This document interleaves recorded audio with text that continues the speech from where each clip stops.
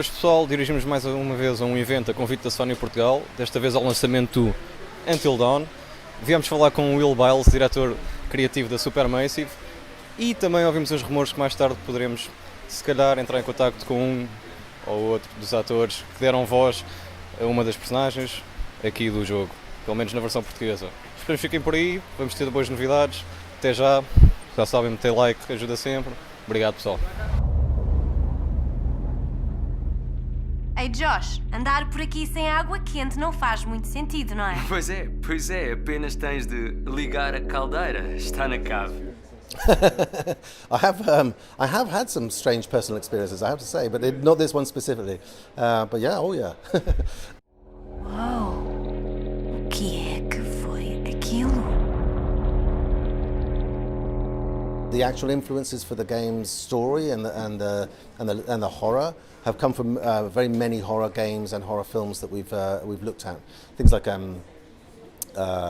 Crimson Butterflies is a game that was called Fatal Frame. You know, it was a Japanese horror, really scary. Silent Hill, Resident Evil, all these sorts of things. But also, you know, movies like Evil Dead and I Know What You Did Last Summer and Final Destination and Scream, Friday the 13th. All of those sorts of things are all influences. Saw, a little bit of Saw, have all kind of affected it because it's. We wanted to make sure that there was a kind of a feeling that people understood from the horror films that they'd seen. Não te mexas. O quê? Tens algo por trás de ti.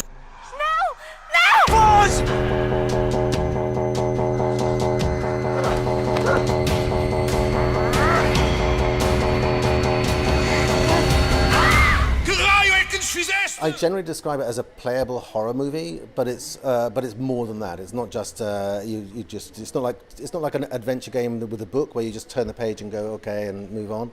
It's a lot more interactive than that. There's a lot more exploration and action and gun firing, you know, shooting and stuff like that. There's an entire kind of detective thing you have to do all the way through as well, where you have to work out what's going on. The more you work out, the better your decisions will be, or the better informed your decisions will be.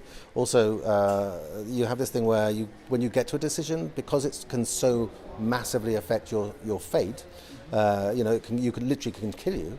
The more informed you are at those stages, the more able you are to kind of think ahead, like a game of chess, where you can go, okay, I'm going to make this move. If I think 2 or 3 steps ahead, then I will have a better idea of what's going on. And so we want to try and make that be part of it.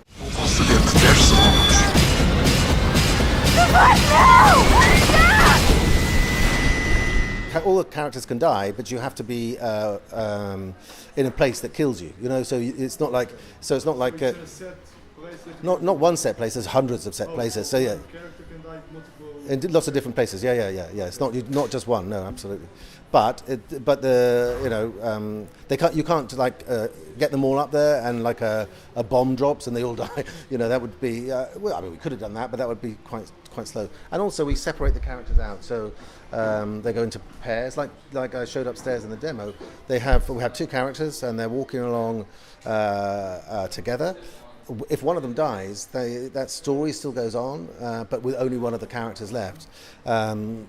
So that still works. If you split people up, you have like rather than one long story, you have lots of shorter stories, like the spokes of a wheel, you know, all heading towards the center.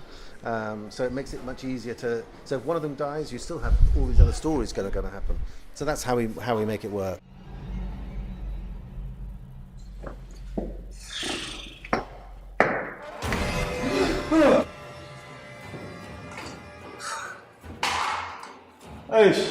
So on a kind of a fairly fast run through, it's about 9 hours.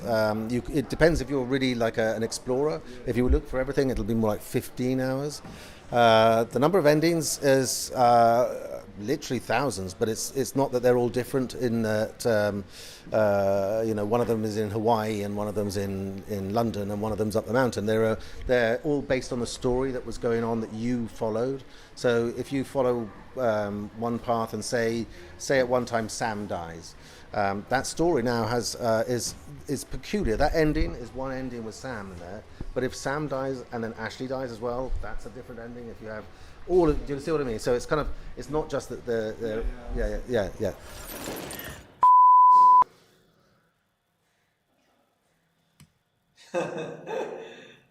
Yeah, so the system that we use is a non-bone system. So traditionally, motion capture uses little dots on the people's faces, and we film it with a camera. That was kind of the same. But these little dots, when they're translated into CG, what they usually do is they move the bones. What we did was capture a scan, an individual model scan of every expression the actors could do. It's like literally everything. And because the face has there's a lot of muscles and fat and skin and teeth, solid things. We had to make sure that we had all of those captured, so that when the actor did a face and kind of squinted a little bit or did that we had the model of him doing that. And so that what happened was that these little dots then drive the blend between one face and another face. And so we have pretty much the identical expressions that they did when they were performing.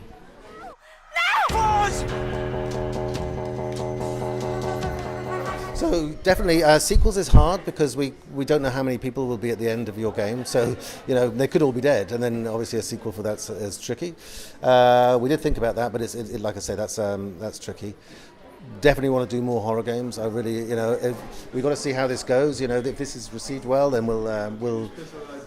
Yeah, I love horror. I really love horror. Yeah. Oh yeah, horror movies, horror books. When I was a kid, when I was 6 or 7 years old, my sister dragged me downstairs at night and made me watch horrors with her because she was too scared. So I've been obsessed with it from then on. I watch every week 4 or 5 horror films. Yeah. I love it. I absolutely love it.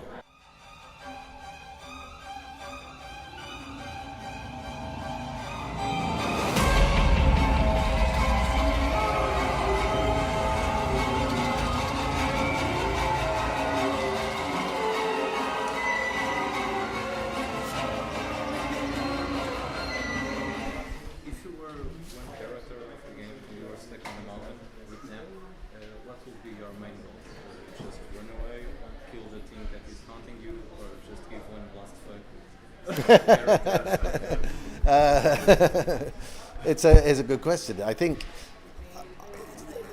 knowing what I know, I would try and find out as much as I could. I think the way to safety in this is knowledge. The less you know, the more likely you are to die. By the way, any tips for the players playing the game? Yes, this is a sneaky tip, and this is important to remember: is you will know for certain when somebody is dead. Thank you so much. You're welcome. Thank you. It was a pleasure. Cheers.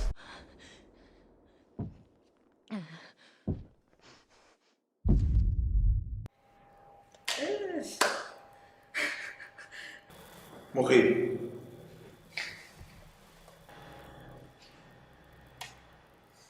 Olá pessoal, estamos aqui com Jessica Athayde, Olá. uma das atrizes que agora fez o trabalho vocal para o Until Dawn. E a primeira pergunta que eu tinha para fazer é: como é que foi esse desafio? Já tinhas feito algo do género? Já tinha dado voz a outros jogos, mas nenhum como este. Este é incrível, a qualidade é tão real que até é bastante assustador. Por vezes eu já tive o privilégio de poder experimentar o jogo e há alturas que parece, sim, também, mas parece que não, parece que é mesmo uma pessoa, que é mesmo real. A pele arrepia-se, os olhos, os sons, sem dúvida um projeto do qual me orgulho muito. Delicioso, não é? Sim. Assim, por alto, quantas horas é que demoraste mais ou menos para realizar tudo? Horas? Dias? Sim, dias, é mais fácil, dias. Não, foram alguns dias, foram para aí 3 ou 4 manhãs, 5 horas cada sessão. depois vai para os Estados Unidos, depois volta, depois damos uns retoques. Depois, porque eles depois desejarem para fazer de novo, vocês fazem Sim, os há sempre retoques, coisa não que é? tem que ser aprovada ou não tem, mas sim, foi mais ou menos isso. Se convidarem de novo, vais aceitar? Claro que sim. Ok, muito obrigado. Obrigada eu. A aventura começa!